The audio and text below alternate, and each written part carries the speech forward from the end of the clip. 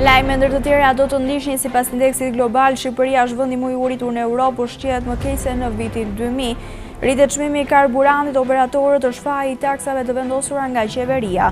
Raporti i KLSH-s, borxhi i qeverisë 72%, detyrime të prapambetura dhe fatura të fshehura nga kjo e fundit. Tranzicioni demografik zbrazen 35% e shkollave në të gjithë vendin. Për këto dhe tjera fillon në 100 minuta në vijim me materialet e përgatitura. Të nderuar teleshikues po Televizion, përshëndetje, ky është edicioni informativ i lajmeve. Sipas indeksit global, Shqipëria është vendi më i uritur i Europës dhe ushqehet më keq se në vitin 2000. Shqipëria ka humbur ndjeshëm pozicione në indeksin global të urisë që publikohet çdo vit. Në raportin e këtij viti, Shqipëria renditet e 53-ta në botë ndër 119 shtete. Shqipëria ka humbur ndjeshëm pozicione në indeksin global të urisë që publikohet çdo vit. Në raportin e këtij viti, Shqipëria renditet e 53-ta në botë ndër 119 shtete, ndërkohë që një vit më parë bante vendin e 48 ndër po aq shtete. Përkeqësim ka edhe në pikëzim, çka do të thotë se rënja e Shqipërisë në këtë renditje nuk është rrjedhuje e përmirësimit të tjerëve, po e përkeqësimit në vendin tonë. Madje ky është niveli më i ulët historik dhe këtë e tregon edhe grafiku. Shqiptarët sot ushqehen më keq se në vitin 2000, në krahasim me vende të tjera të rajonit, ndërkohë Shqipëria renditet e fundit në mënyrë të padiskutueshme. Në këtë indeks raditen vetëm vendet që e vuajnë problematikën e urisë dhe jo vendet e zhvilluara. Tre nën indikatorët kyç mbi të cilat përpilohet ky indeks janë zinxhiri ushqimor, vdekja foshnjore si dhe keq ushqyerja e fëmijëve. Siç treguhet qartë, Shqipëria është vendi më i uritur në Europë. Konsumatorët e rregullt të karburanteve janë ndodhur prej disa ditësh përballë surprizës së pakëndshme të çmimeve të rritura të benzinës dhe naftës në të gjitha pikat e shitjes me pakicë. Operatorët vendas pohojnë se taksat e larta që paguajnë për naftën janë arsye kryesore sepse Shqipëria ka çmime kaq të shtrenjta të karburanteve. Konsumatorët e rregullt të karburanteve janë përballur këtë ditë përballë surprizës së pakëndshme të çmimeve të rritura të benzinës dhe naftës në të gjitha pikat e shitjes me pakicë. Çmimet e karburanteve kanë shënuar një rritje me 5 lekë për litër. Për herë të parë nga fillimi i muajit deri më tani, të gjitha pikat e shitjes me shumicë në Shqipëri kanë rritur një herazi siç ndodh vazhdimisht në vendin tonë, çmimin e karburanteve. Kjo pasqyron direkt rritjen graduale të çmimit të hidrokarbureve në të gjitha tregjet botërore. Tani më nafta bruto standard amerikane shitet mbi $80 për fuqi, ndërkohë që më parë kishte arritur të zbriste edhe më poshtë se niveli $40. Ndërkohë operatorët vendas jashtë kamerave pohojnë se taksat e larta që paguajnë për naftën janë arsyeja kryesore sepse Shqipëria ka çmime kaq të shtrenjta të karburanteve, ku mbi 60% e çmimit e përbëjnë vetëm taksat. Në Shqipëri nafta taksohet siç vijon, aksiza 37 lekë për litër, taksa qarkullimi, taksa karboni e të tjerë. Krahas tyre vitet e fundit në Kosovë janë përfshirë tarifa e markimit dhe ajo e skanimit. Të vështira totale arrin nga 30 deri në 40, nga 182 lekë që paguajnë për naftën sot konsumatorët 100-110 lekë shkojnë si taksa për shtetin. Nga 182 lekë që paguajnë për naftën sot konsumatorët paguajnë më shtrenjtë edhe për taksa për shtetin. Operatorët vendas kërkojnë që të ulet bara e taksave mbi karburantet, për ndryshe çmimet do të bëhen të papërballueshme për konsumatorët nëse nafta do të vijojë të shtrenjtohet në bursa.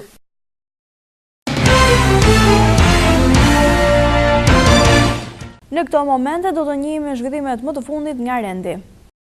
Komisariati i Policisë Saran ka referuar materialet në prokurorinë për gjykatës së shkallës së parë Saran për shtetasin me inicialet SN 56 vjeç, banues në fshatin Çuk, pasi në rrugën Sarand-Butrind, tek qafa e hartës duke drejtuar mjetin tip Benz, ka goditur mjetin tip Benz me drejtues shtetasin me inicialet KK, 32 vjeç banues në Ksamil, dhe është larguar. Materialet i kaluar prokurorisë për gjykatës së shkallës së parë Saran bazuar në nenin 273 të kodit penal. Komisariati i Policisë Gjirokastër ka referuar materialet në prokurorinë për gjykatës së shkallës së parë Gjirokastër për shtetasin me inicialet MG, 29 vjeç, banues në Gjirokastër, pasi në lagjen 18 shtatori ai ka goditur me grush shtetasin me inicialet AR, 57 vjeç, banues në Gjirokastër. Materialet i kaluan prokurorisë për gjykatës së shkallës së parë Gjirokastër bazuar në nenin 90 të kodit penal. Komisariati i Policisë Përmet ka referuar materialet në prokurorinë për gjykatës së shkallës së parë Përmet për shtetasin me inicialet LN, 68 vjeç, banues në Përmet. Materialet i kaluan prokurorisë bazuar në nenin 84 të kodit penal. Sektori i arsimit është reduktuar më shumë se 35% që nga viti 1990 si në numrin e nxënësve, mësuesve, por edhe shkollave. Gjatë periudhës 1991-2018, numri i nxënësve që ndjekin arsimin para universitar u kur me 35%, ndërsa numri i mësuesve ra me 22%. Rreth 35% e shkollave u mbyllën. Sektori i arsimit është reduktuar më shumë se 35% që nga viti 1990 si në numrin e nxënësve, mësuesve dhe shkollave. Gjatë periudhës 1991-2018, numri i nxënësve që ndjekin arsimin para universitar u tkur me 35%, numri i mësuesve ra me 22%, rreth 35% e shkollave u mbyllën, teksa klasat u reduktuan me 70%. Shqipëria po tenton modelin finlandez të arsimit, por politikat po shkojnë për të kundërtën. Sistemi arsimor në vend edhe këtë vit të ri shkollor vetëm sa ka përkeqësuar problemet e akumuluara prej vitesh me financime të pamjaftueshme, infrastrukturë të dobët shkollore, hendek në nivelin e trupës arsimore dhe rënje drastike të numrit të nxënësve, si pasojë e rënjes së numrit të lindjeve me rikthimin e valës së re të emigrimit të familjeve. Veç këtyre dobësive, modeli arsimor që kemi zgjedhur të ndjekim ai i Finlandës, që është më efikasi në Europë, ka dështuar të ushtrohet në kushtet e Shqipërisë. Teksa Shqipëria ndëron Finlandën për 28 vite rresh kur ka rënë sistemi komunist, degët e mësuesisë ndiqen nga 20% më i dobët i studentëve. Lëndët e mësuesisë ishin aq pak të zgjedhura sa prej vitesh, degët e mësuesisë pothuajse nuk populloheshin fare. E njëjtja gjendje e arsimit pritet të jetë edhe në vitet në vijim, pasi Shqipëria nuk po i jep prioritet kurikulave të duhura të arsimit bazë. Për më tepër, shembulli i ndjekur nga Finlanda është shumë larg këtij të fundit. Përveç se me miell të prodhuar para 30-40 vitesh dhe që përdoret si tagji për kafshët buka, në Shqipëri manipulohet edhe me 9 përbërës kimik, të cilët në vendet e BE-s janë të ndaluar kategorikisht në të gjithë zinxhirin ushqimor të produkteve me brumra, ndërsa në Shqipëri janë tepër të lejueshme.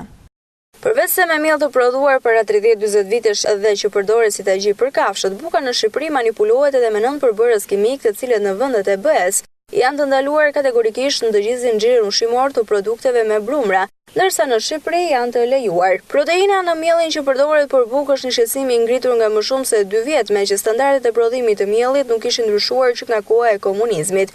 U kërkua arritja e standardit të cilësisë së miellit, niveli i proteinave ishte 7% dhe u vendos që standardi i proteinës të jetë 12%. Proteina në grurin serb arrin në 11%, në miell është shumë më e ulët, ndërsa shkon në 10.5%, që është dhe standardi i tagjisë për kafshët. Që ta nxjerrin miellin më të bardh, ulin rrezan dhe gjitha vlerat ushqimore i kin gjatë këtij procesi. Sikur të mos mjaftonte ky miell, prodhuesit e bukës për të fituar edhe më shumë po përdorin armë të tjera me të cilat manipulojnë formën, strukturën, përbërjen, cilësinë, rezistencën dhe ngjyrën e bukës për të joshur konsumatorin.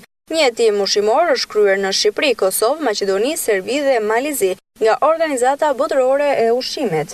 Sipas të dhënave, 60% deri në 70% e bukës në Shqipëri prodhohet me miell gruri serborus, prodhimi i viteve 1988-1992, pas një vlerë ushqimore dhe i infektuar me virusin coli bacil, manipuluar me disa larje aromatike dhe përbërës proteinik kimik.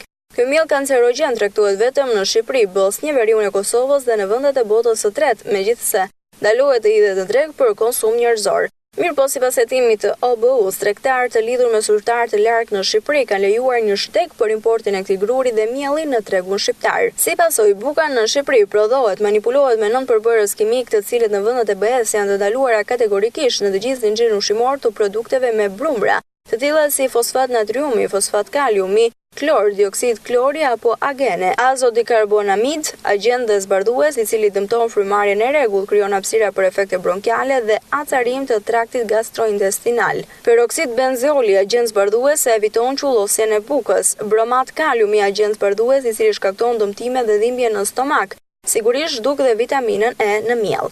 Në veçantë, bromati i kaliumit krijon efektivisht bukë origjinale me pasoja kancerogjene, përdorimi i të cilit në bukë dhe prodhime brumi është një veprim kriminal. Një projekt ligj i ri që është në fazën e konsultimit me publikun synon të forcojë rregullat dhe masat për mbrojtjen e faunës së egër, i cili ndër të tjera përfshin në monitorimin e zonave të mbrojtura edhe Komisionin Evropian. Një projekt ligj i ri që është në fazën e konsultimit me publikun synon të forcojë rregullat dhe masat për mbrojtjen e faunës së egër në Shqipëri, i cili ndër të tjera përfshin në monitorimin e zonave të mbrojtura edhe Komisionin Evropian.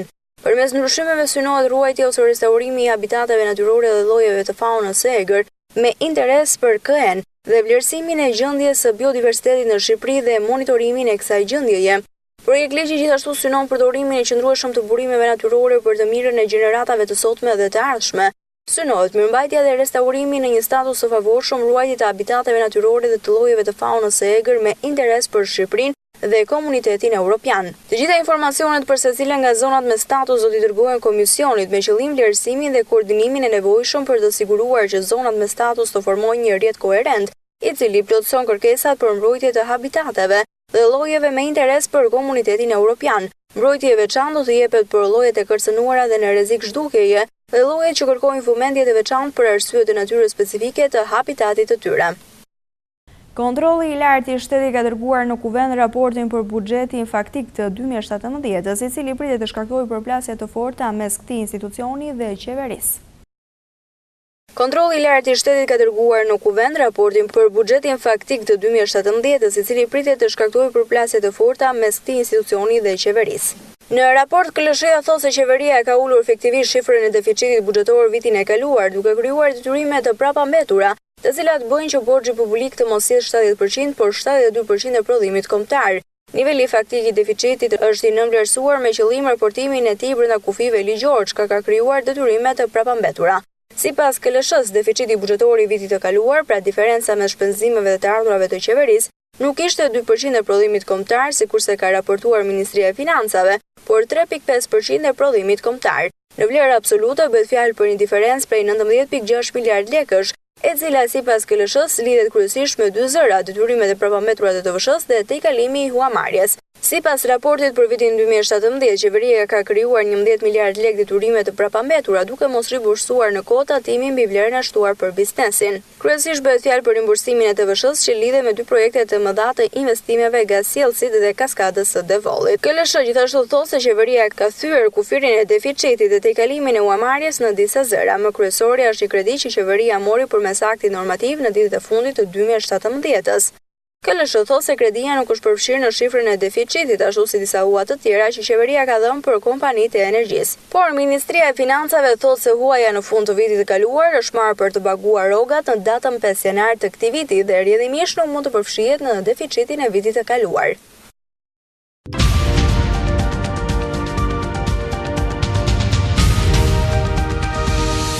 Njihemi tashmë me zhvillimet më të fundit nga rajoni dhe bota, ndërkohë që kanadezët po bëhen gati të legalizojnë konsumin e kanabisit. Këtë javë 24 studentë janë të parët në vend që po mësojnë si të rrisin bimën në vazo. Kanadaja do të bëhet vendi i parë industrializuar që do të legalizojë përdorimin rekreativ të kanabisit. Ndërkohë që kanadezët po bëhen gati të legalizojnë konsumin e kanabisit, këtë javë 24 studentë janë të parët në vend që po mësojnë si të rrisin bimën në vazo. Kanadaja do të bëhet vendi i parë industrializuar që do të legalizojë përdorimin rekreativ të kanabisit, duke filluar që nga dita e mërkurë. Në këtë mënyrë përmbushet një premtim i fushatës nga liberalët e kryeministrit Justin Trudeau, i cili kishte argumentuar se bima do të kultivohej në të nxjerrë nga duart e përdoruesve të mitur dhe kështu do të reduktojë lidhja me krimin. Në dhoma të ndriçuara dhe me temperaturë të kontrolluar në Kolegjin e Ontarios, Niagara, janë 50 klone e kanabisi për të cilët studentët po mësojnë se si t'i ushqejnë, ujiti, mbrojnë, lidhin me barkode dhe testojnë për përmbajtjen kimike. Ata po mësojnë se kanabisi ka nevojë për dritë të ngjashme me krizantemën dhe ujitje të ngjashme me domatet dhe spezat. Ata po mësojnë edhe nga pikpamja e biznesit, pasi po informohen mbi kostot e kultivimit të kësaj bime, ka thënë koordinatori i programit Bill McDonald. Ekspertët kanë paralajmëruar se banorët e Sydney shumë shpejt do të përballen me një tsunami që është përshkruar ekstremisht i rrezikshëm. Ekspertët kanë paralajmëruar banorët e Sydney se shumë shpejt do të përballen me një tsunami që është përshkruar ekstremisht i rrezikshëm. Thuhet se ekziston mundësia që një tsunami shkatërrues të kërcënojë jetën e 1.5 milion njerëzve dhe të ndikojë në të gjithë bregullin e Walesit të Jugor.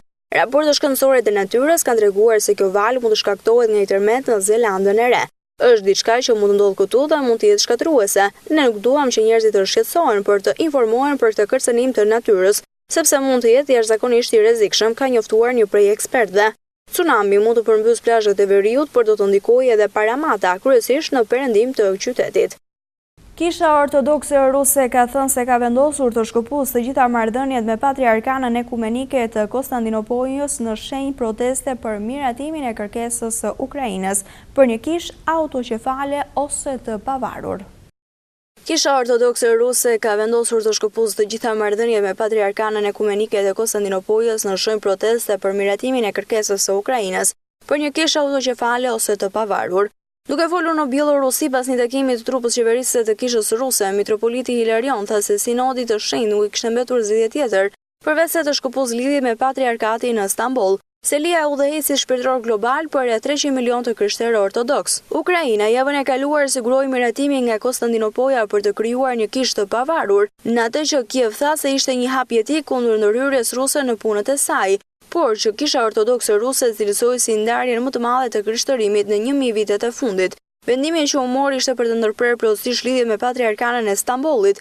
Asnjë vendim tjetër nuk mund të merrej nga sinodi hyjnë i shenjtë, sepse logjika e të gjitha veprimeve të ndërmarrja kohë të fundit nga patriarkana e Konstantinopojës çoi në këtë situatë, ka deklaruar metropoliti Hilarion për mediat bieloruse në Minsk. Ne jemi të gatshëm të ndihmojmë në përpjekjet për denuklearizimin e Koresë së Veriut, por Penjani duhet së pari të tregojë disa angazhime të detajuara dhe dëshirë reale për të çmontuar arsenalin e tij bërthamor dhe balistik, ka thënë kështu presidenti francez Emmanuel Macron.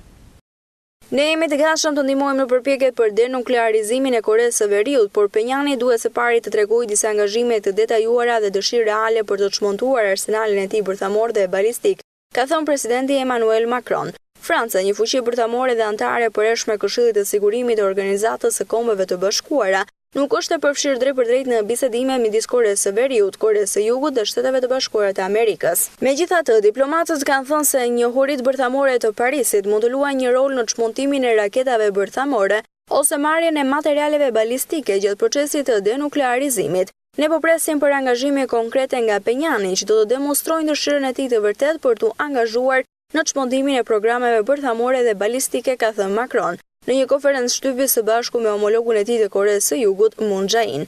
Ne jemi të gatshëm të paraqesim ekspertizën tonë dhe të luajmë një rol aktiv nëse fillon një proces negocimi, ka shtuar më tej presidenti francez.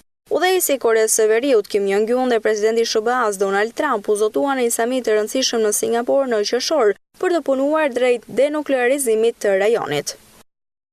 Shikues të nderuar të Al po Televizion, kemi mbërritur në fund të këtij edicioni informativ Lajme. Unë ju falenderoj për kohën dhe vëmendjen që na kushtuat. Bashkë mirëpafshim.